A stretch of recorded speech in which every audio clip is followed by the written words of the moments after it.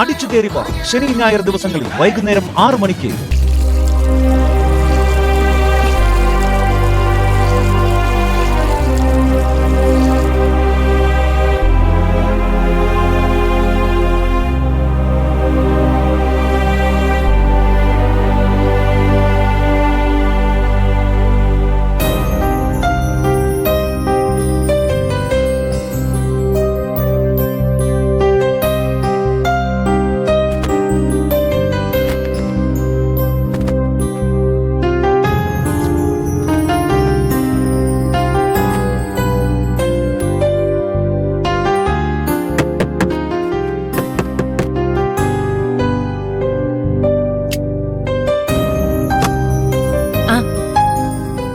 Doctor rounds കഴിഞ്ഞ് പോയാ മോളെ? ഡിസ്ചാർജിന്റെ കാര്യമെല്ലാം പറഞ്ഞായിരുന്നോ? ഞങ്ങൾ ഇറങ്ങാൻ തുടങ്ങുമായിരുന്നു അച്ഛാ. ഡോക്ടർ നേരത്തെ വന്ന് ഡിസ്ചാർജ് എഴുതി പോയി. ആണോ? രജനിക്ക് മരുന്നൊക്കെ കൊടുത്ത് ഇറങ്ങിയപ്പോഴേക്കും കുറച്ച് വൈകി. ആന്റിക്ക് ഇപ്പൊ എങ്ങനെയുണ്ട് അങ്കിൾ? സുഖമില്ലേ? സുഖമൊന്നും പറയാറായിട്ടില്ല. പനിയും ശ്വാസമുട്ടലൊക്കെ ഉണ്ട്. പോരാത്തതിന് നിർത്താതെ ചുമയും. മഞ്ചാടി മോളെ അങ്ങോട്ട് കൊണ്ടുപോയാ മോക്ക് വീണ്ടും അസുഖം കൂടുമെന്ന് എന്റെ പേടി. അങ്ങനെയാണെങ്കിൽ മഞ്ചാടിയെ ഞാൻ എന്റെ വീട്ടിലേക്ക് കൊണ്ടുപോയിക്കോളാം. അവിടെ വേറെ ആരും ഇല്ലല്ലോ. എന്താ മോളെ, അമ്മയുടെ അസുഖം ഭേദമാകുന്നതുവരെ ചേച്ചിയോടൊപ്പം നിന്നൂടെ? ചേച്ചിയോടൊപ്പം നിൽക്കാൻ എനിക്ക് മടിയൊന്നുമില്ല അച്ഛാ. പക്ഷേ ജീവന്റെ അമ്മയ്ക്ക് സുഖമില്ലാത്തപ്പോ ഞാൻ അമ്മയുടെ കൂടെയല്ലേ നിൽക്കേണ്ടത്. മോനെ കാണാത്തതിന്റെ വിഷമം അമ്മയ്ക്ക്. അപ്പൊ ഞാനും കൂടെ അമ്മയെ വിട്ടു നിന്നാലോ? നമുക്ക് നമ്മുടെ വീട്ടിലേക്ക് തന്നെ പോവാച്ചാ. നീയും കൂടി അങ്ങോട്ട് പോയാ കൂടുതൽ ബുദ്ധിമുട്ടാവുന്നുള്ളൂണ്ടല്ലേ മഞ്ചാടി അങ്കിൾ അങ്ങനെ പറഞ്ഞത്? ബുദ്ധിമുട്ടിനല്ലനു, രജനിയുടെ അസുഖം മോക്കുകൂടി പകർന്നെങ്കിലും ഒന്ന് കരുതിയ. അതിന് അമ്മയ്ക്ക് പകർച്ചവ്യാധി ഒന്നുമല്ലല്ലോ അച്ഛാ. ശ്വാസമുട്ടൽ അമ്മയ്ക്ക് നേരത്തെ ഉള്ളതാന്ന് ജീവൻ എന്നോട് പറഞ്ഞിട്ടുണ്ട്. എനിക്കിപ്പോ ഒരു കുഴപ്പമില്ല. ഞാൻ വീട്ടിൽ വന്ന് അമ്മയുടെ കാര്യങ്ങൾ നോക്കിക്കോളാം. അമ്മയുടെ മകൻ അടുത്തില്ലാത്തതല്ലേ, പകരം ഞാൻ അമ്മയുടെ കൂടെ ഉണ്ടാവണം. നമുക്കിപ്പൊ തന്നെ പോവാച്ചാ. ശരി മോളെ, നിന്റെ ഇഷ്ടം അതാണെങ്കിൽ അങ്ങനെ തന്നെ ചെയ്യാം. എന്താനു?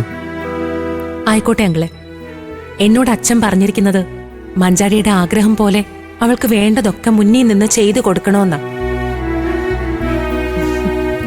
ഹോസ്പിറ്റലിലെ കാര്യങ്ങളൊക്കെ ഞാൻ ക്ലിയർ ചെയ്തിട്ടുണ്ട്. അങ്കിൾ ഒരു ടാക്സി വിളിച്ചാൽ മാത്രം മതി. നമുക്ക് ഇറങ്ങാം. ശരി, ഞാൻ പെട്ടെന്ന് വണ്ടി വിളിച്ചോണ്ട് വരാം.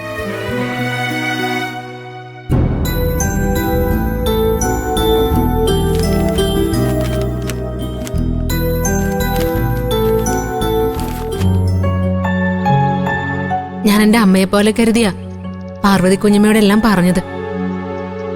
എനിക്കും രഘുവേട്ടനും രക്ഷപ്പെടാൻ വേറെ ഒരു വഴിയുമില്ല.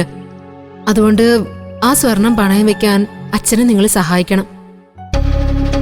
അത് നിങ്ങൾക്ക് നിങ്ങളുടെ മുത്തശ്ശി തന്നതല്ലേ. അതിനി എന്ത് ചെയ്യണമെന്ന് നിങ്ങൾക്ക് തന്നെ തീരുമാനിക്കാവുന്നതല്ലേ ഉള്ളൂ. അത് ഞാൻ അച്ഛനോട് പറഞ്ഞതാ. പക്ഷെ അമ്മയുടെ പേരിൽ കിട്ടിയതായതുകൊണ്ട് ഇവിടുത്തെ അനുവാദം കിട്ടിയാലേ അച്ഛനത് എന്തെങ്കിലും ചെയ്യും. അച്ഛന്റെ രീതി അങ്ങനെ ആയിപ്പോയി. എന്നോട് ചോദിച്ചാ അനന്തേട്ടന്റെ ഇഷ്ടം പോലെ ചെയ്തോളൂന്നേ ഞാൻ പറയൂ. പക്ഷെ അനന്തേട്ടൻ അമ്മയോട് ചെറിയച്ഛനോട് ചോദിച്ചാ അവരെന്തു പറയുമെന്ന് എനിക്കറിയില്ല. അവര് കേസിന്റെ കാര്യം സംസാരിക്കാൻ മൂർത്തി വക്കീലിനെ കാണാൻ പോയിരിക്കില്ലേ. അവിടെ വെച്ച് സ്വർണത്തിന്റെ കാര്യമൊന്നും സംസാരിക്കാൻ ഇടയില്ല. ഇനിയിപ്പോ അച്ഛൻ മുത്തശ്ശിയോടായിരിക്കും ചോദിക്കാൻ പോകുന്നത്. തറവാട്ടിൽ നിന്ന് തന്ന സ്വർണവും പണയം വെക്കാൻ പോവാണെന്ന് പറയുമ്പോ മുത്തശ്ശിക്ക് ഇഷ്ടപ്പെടാതിരിക്കോ കുഞ്ഞമ്മ?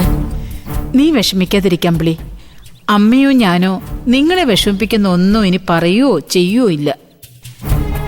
തറവാടിന്റെ ഷെയറിന് വേണ്ടി നിങ്ങളെ കേസിന് വിടേണ്ടി വന്നതിൽ തന്നെ എനിക്കും അമ്മയ്ക്കും നല്ല വിഷമമുണ്ട്. കേസ് ഒരുപാട് വർഷം നീണ്ടു പോകുന്നൊക്കെ പറയുന്നത് കേട്ടു. അല്ല, അത് ശരിയാണോ കുഞ്ഞമ്മ? അതൊക്കെ നിങ്ങൾ വെക്കുന്ന വക്കീലിന്റെ മിടുക്കു പോലിരിക്കും. നല്ലൊരു അഡ്വക്കറ്റിനെ വെച്ചാ കാര്യങ്ങളൊക്കെ ഈസി ആയിട്ട് കുറച്ചുകൂടി വേഗത്തിൽ നടത്താൻ പറ്റും. അയ്യോ, അത്രയും നല്ല വക്കീലന്മാർക്ക് വലിയ ഫീസ് കൊടുക്കേണ്ടി വരില്ലേ? അതൊക്കെ ആര് കൊടുക്കാനാ? ചീരും തേയൊക്കെ കേസ് കൊടുക്കാൻ മുന്നിട്ട് നിൽപ്പുണ്ട്. ഫീസിന്റെ കാര്യം വരുമ്പോ അവരൊക്കെ കൈമലർത്താനാ സാധ്യത. അവസാനം അതും അച്ഛന്റെ തലയിലാവും. അച്ഛന് കേസ് നടത്താൻ താല്പര്യമില്ലെന്നല്ലേ പറഞ്ഞത്? കേസ് ബാക്കിയുള്ളവർ നടത്തട്ടെ അമ്പിളി. നീ മാറി നിന്നാ മതി. നിനക്കും രഘുവിനും എന്തെങ്കിലും ആവശ്യം വന്നാ എന്നോട് പറഞ്ഞാ മതി. വേറെ ആരും അറിയാതെ ഞാൻ നിങ്ങളെ സഹായിക്കാം. അത് ഞാൻ കേസിൽ നിന്ന് മാറിയ അവസാനം കോടതി ഞങ്ങളുടെ ഷെയർ തരാൻ വിധിച്ച അതിൽ നിന്ന് എനിക്കൊന്നും കിട്ടാതെ പോവില്ലേ കുഞ്ഞമ്മേ? അതോർത്ത് നീ വിഷമിക്കണ്ട. അമ്മയുടെ ഷെയർ കിട്ടിയ അത് മക്കൾക്കെല്ലാം തുല്യമായി വീതിച്ചെടുക്കാനേ പറ്റൂ. ആ എങ്കിൽ ഞാൻ കുഞ്ഞമ്മ പറഞ്ഞ പോലെ ചെയ്യാം. അവർ കേസ് നടത്തട്ടെ, ഞാനും അച്ഛനും കൂടെ മാറി നിൽക്കാം. പക്ഷേ രഘുവേട്ടൻ ബിസിനസ് തുടങ്ങുമ്പോ കുഞ്ഞമ്മ ഞങ്ങളെ കാര്യമായിട്ടൊന്ന് സഹായിക്കണം. അത് ഞാൻ ഏറ്റവും അമ്പിളി. ആദ്യം സ്വർണത്തിന്റെ കാര്യത്തിലൊരു തീരുമാനം ഉണ്ടാവട്ടെ. അതിനുശേഷം ആവശ്യമുള്ള പണം നിനക്കും രഘുവിനും വേണ്ടി ഞാൻ തന്നോളാം. അതുപോരെ? മതി കുഞ്ഞമ്മേ, ഞങ്ങളെ ഒന്ന് കൈപിടിച്ചുയർത്താൻ കുഞ്ഞമ്മയ്ക്കെങ്കിലും തോന്നിയല്ലോ. ഈ സ്നേഹം ഞങ്ങൾ ഒരിക്കലും മറക്കില്ല. എന്റെ കൂടപ്പുറപ്പിന്റെ മൂത്ത മകളല്ലേ നീ. നിന്നെ കാണുമ്പോ എനിക്കെന്റെ ലക്ഷ്മി പോലെ തോന്നുന്നേ. നിനക്ക് ഞാനുണ്ടാവും അമ്പിളി.